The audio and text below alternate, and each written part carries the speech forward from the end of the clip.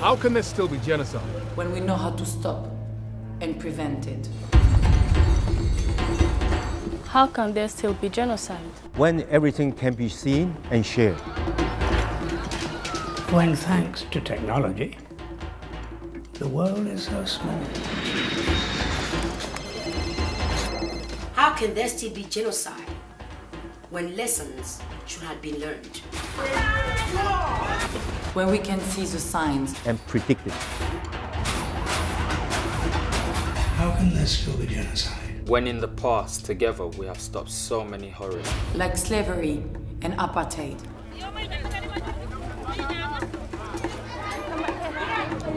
Comment peut-il avoir encore des génocides? When in this 21st century world, we can come together, speak with one voice, and demand justice.